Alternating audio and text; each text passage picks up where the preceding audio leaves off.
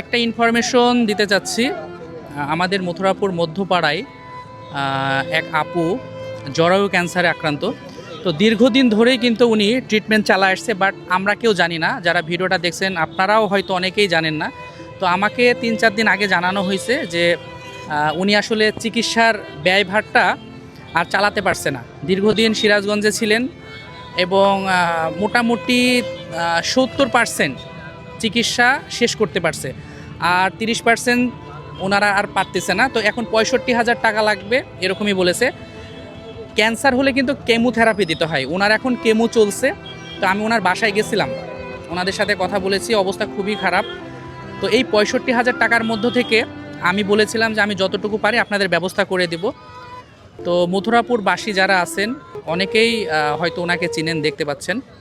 তো আমি আপনাদেরকে রিকোয়েস্ট করব যে যতটুকু পারেন আপনারা একটু আগায় আসেন, কারণ রোগবালা এমন একটা জিনিস আল্লাহ তাআলা কিন্তু পরীক্ষা করে, কাউকে দিয়ে পরীক্ষা করে, আবার আপনি কতটুকু তাকে সহায়তা করছেন সেটাও কিন্তু পরীক্ষা করেন।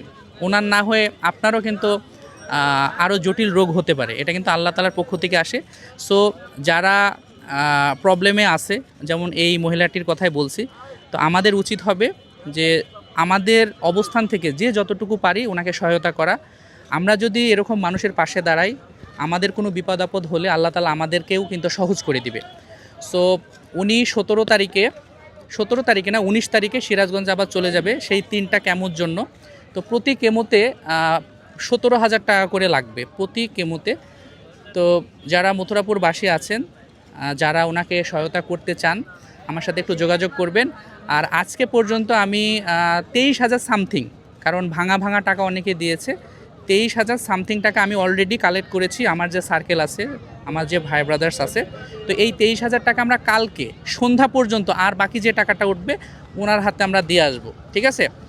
তো আমাদের ছোট্ট ছোট্ট সহযোগিতায় যদি একজন স্বাভাবিক জীবনে ফিরে আসে, এই দোয়া, এই সোয়াব আমরা কিন্তু পাবো।